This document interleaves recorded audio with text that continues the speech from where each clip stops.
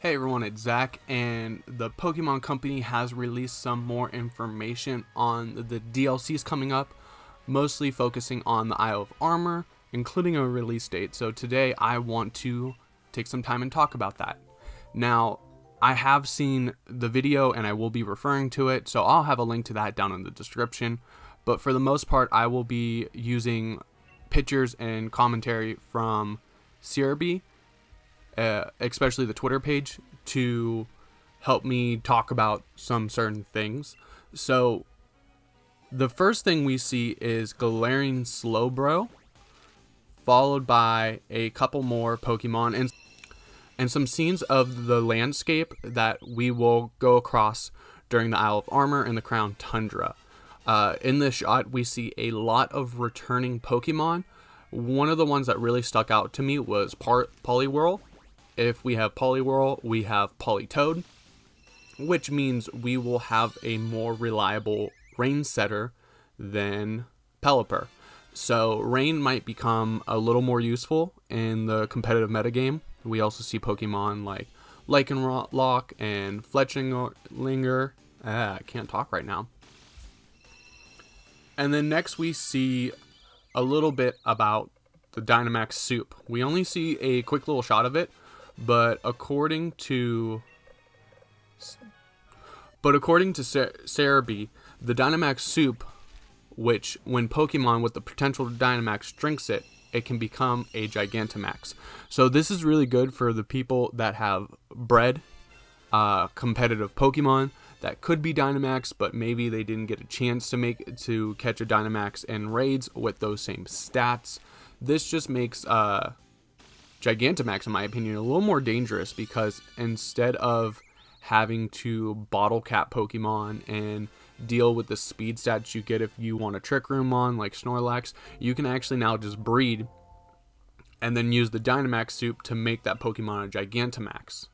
Now, my question is this is how we are going to get our starters Gigantamax? And if so, are we also going to get a version of the Gigantamax starters ourselves? So if this is the only way, it kind of stinks. So you'll have to grind to get the starters Gigantamaxed. But let's move on. We see Slowpoke Gigantamax, and then we also see Gigantamax Venusaur, and we see Gigantamax Blastoids. Now, I really like these. I think that they are pretty cool. We also see, and in my opinion, I think Gigantamax Blastoids is probably the coolest Gigantamax overall. Let me know down in the comments below if you disagree. Who's your favorite Gigantamax? But right now, Blastoids just looks so cool. Now, according to Cerebi, their moves are going to be very similar to Charizard's move, where it is going to do damage for a set amount of turns, except for Pokemon as the same type as them. So Blastoid's move is going to do water damage over 4 turns to any Pokemon who's not water, and then Venusaur's move is going to do grass type damage for 4 turns to any Pokemon that is not grass type. We see Kubfu in this shot, and one of my questions with Kubfu is, will we have access to our item inventory when entering this DLC? Because in all honesty, my plans are to just get the respective vitamins for the stats that Kubfu needs and just max them out immediately based on what I'm going for with Urshifu, what style I'm picking. I have 2 versions. I have both Sword and Shield. I only have the DLC so far on one of them, so I will definitely get the DLC on both of them. But I'll be able to grab both of the Urshifu styles, and I'm just wondering how their stats are going to differentiate. We see Kubfu evolve into Urshifu, the 2 forms, and then we see the 2 forms Gigantamax into their respective styles. And now we see some contents of the Crown Tundra, including Calyrex. We don't get much information on Calyrex, but we do get some more screenshots of the legendary bird trio, which has Galarian forms. We have Galarian Articuno, Zapdos, and Moltres.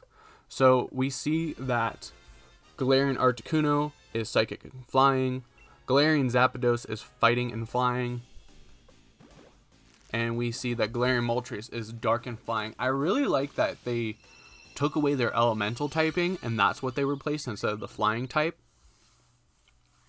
What I'm most interested in is definitely Galarian Zapdos. Now Zapdos in general has always had like more competitive power in VGC and doubles. But what we see here is this Galarian Zapdos gets Defiant.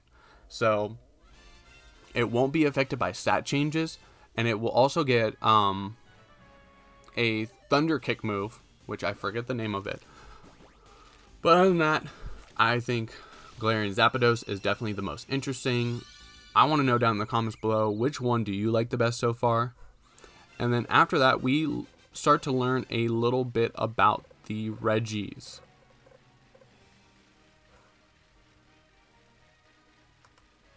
We see in the trailer that you'll have the opportunity for Regirock, Registeel, and Regice, and then we also get a little more information on the other two Reggis, Regieleki and Regidrago, which are electric and dragon type respectively. We also see raid dens with legendary Pokemon, so I'm hoping this doesn't come until the next competitive season, especially with VGC 2020 being canceled.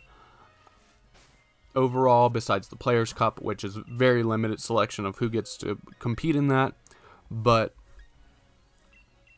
it will be interesting to be able to go after these Pokemon in raids. It will stink that you can just probably raid reset for a shiny. But overall, that's basically what I want to talk about. What I'm interested in the most really is the new Pokemon coming to Sword and Shield. We'll probably see more Gigantamax forms throughout this DLC, and I'm excited for not new Pokemon, but returning Pokemon. Pokemon that are new to Sword and Shield. As I said before, we've seen Poliwhirl, so we'll see Politoed. And then Rain will become more viable because of this. I'm also curious to see how the other two Kanto starters, whether their Gigantamax forms add some more competitive prowess. Venusaur is very big and competitive right now, but mainly for sleep and chlorophyll.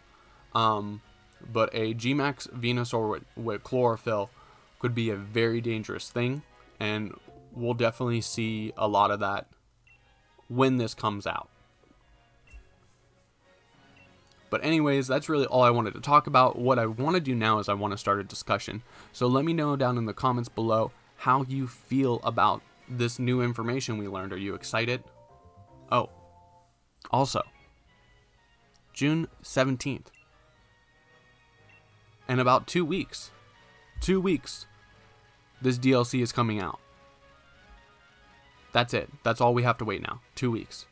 I thought with the raids, we were going to have to wait until the end of the month because the new raid pools, they announced go until June 29th. So I definitely thought that it would end and then the DLC would come out. But no, June 17th is when this DLC comes out. But like I was saying, I want to hear a discussion down below. What did you see in the trailer? What did you like? Who's your favorite Gigantamax? I think it's Blastoise. Blastoise is definitely the coolest so far. Look at all those cannons. How do you feel about the Gigantamax soup? Does that devalue raids for you? That's something I do worry about, whether the soup will just eliminate people wanting to do raids and just rely all on breeding and then hit it with the soup. But anyways, that's my thoughts. Like the video if you like it, dislike it if you dislike it, but I want to hear what you think down in the comments below. Anyways, I've been Zach. Thanks for watching, mainly listening, and I'll see you guys in the next one.